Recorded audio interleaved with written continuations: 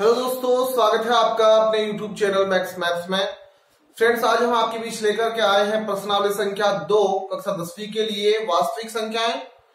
दोस्तों, वास्तविक संख्याएं क्या होती है, किस तरह से इसकी प्रश्न जो इसका बेसिक नॉलेज है वो हमने आपके साथ पहले से शेयर कर चुके हैं और इससे संबंधित प्रश्नावली संख्या 2 का जो भाग 2.1 और 2.2 के कुछ प्रश्नों के वीडियोज आपके साथ पहले से शेयर कर चुके हैं। अगर आपने अभी तक उन वीडियोज को नहीं देखा है तो दोस्तों डिस्क्रिप्शन में उन सभी का लिंक दिया गया आपको, वहां जाकर आप उनका अध्ययन कर सकते हैं। दोस्तों, आज हम प्रश्न संख्या 3 और उसके आगे के प्रश्नों का अध्ययन करेंगे।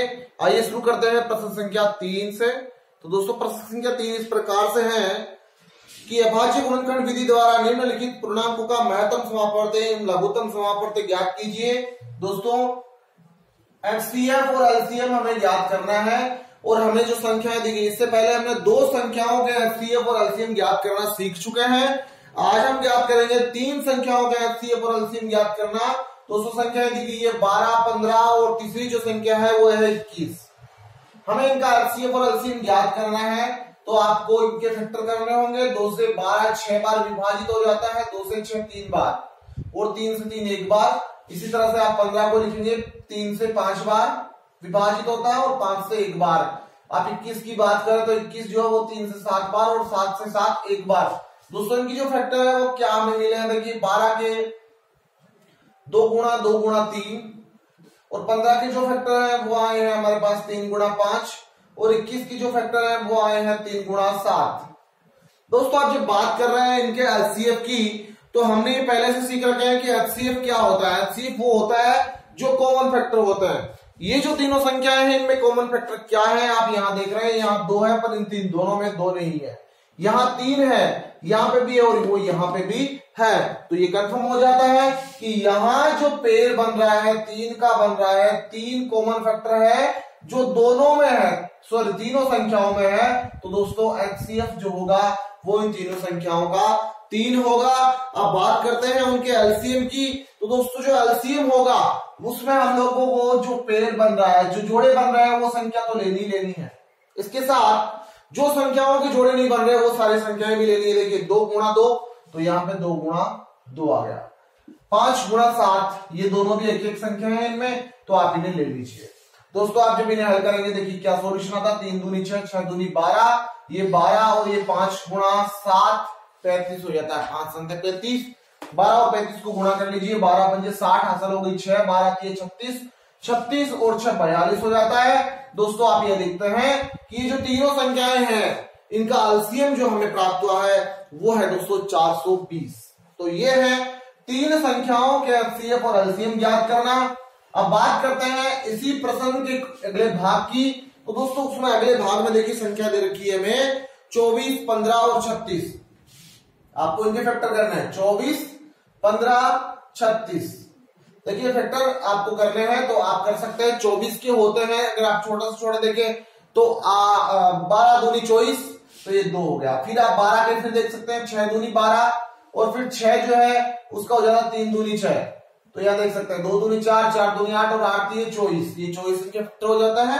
अब बात 15 की करते हैं तो 5 3 15 होता है तो 3 और 5 हो जाता है। अब बात 36 की करते हैं तो 18 दूनी 36 होता है तो पहले 2 लिख लीजिए, 18 का फिर से फैक्टर कर लीजिए। 9 दूनी 18 तो 2 गुणा 9 हो जाता है। 9 के होता है 3 गुणा 3। यहां देख लीजिए आप लोग 2 दूनी 4, 4 3 12 और 12 3 36। अब बात कर रहे हैं इनके एचसीएफ की। तो दोस्तों, एचसीएफ जो होगा वो कॉमन फैक्टर होता है। आप देखिए यहाँ कॉमन फैक्टर क्या है। जी हाँ, बिल्कुल यहाँ कॉमन फैक्टर है 3।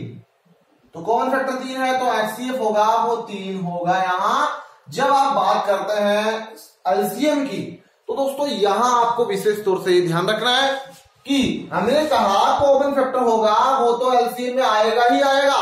उसके बाद जो संख्याएं रही है शेष वो सारी संख्या आएगी। लेकिन यहां आप ध्यान देंगे 2 जो है वो यहां मैक्सिमम 3 बार है, यहां 2 बार है।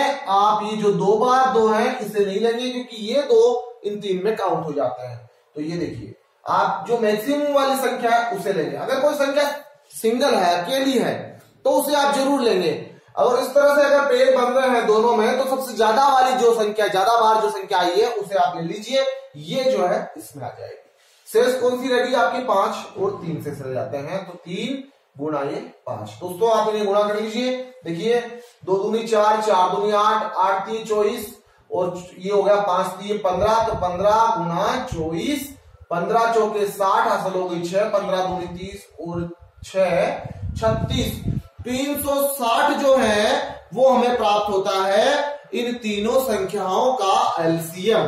दोस्तों हम बात करें इसके अगले वाले क्वेश्चन की, तो अगले वाले क्वेश्चन में हमें संख्या दे रखी है इन्होंने, वो दे रखी है 17, 23 और 29। देखिए अच्छा प्रश्न है, आपको ध्यान रखना है इस प्रश्न में विशेष तौर से इसके एचसीएफ के लिए। तो देखिए 17, 23 और 29। अब आप ये जानते हैं कि ये तीनों जो संख्याएं दोस्तों इनकी फैक्टर नहीं हो रहा है, क्योंकि ये जो संख्या है तीनों अभाज्य संख्याएं हैं। तो आइए देखिए अभाज्य संख्याओं के फैक्टर क्या लिख सकते हैं आप।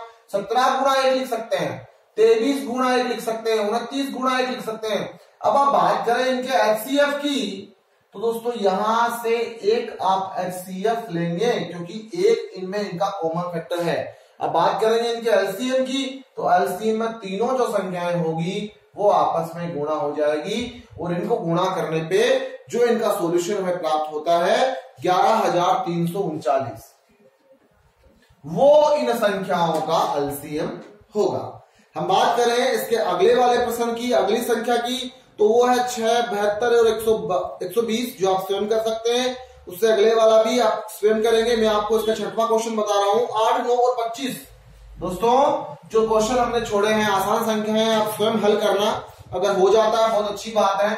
अगर आपको कोई प्रकार की कोई दिक्कत हो तो प्लीज आप कमेंट बॉक्स में कमेंट करें, आपको उसका सुझाव पूरा दिया जाएगा। देखिए 8 की जो फैक्टर होते हैं वो होते हैं 4 दूनी 8, तो 2 गुणा 2 गुणा 2, 4 के फिर से 2 गुणा 2 हो जाता है ना। अच्छा 2 दूनी 4, 4 दूनी 8। अब बात करें 9 की, तो 9 के होता है 3 गुणा 3।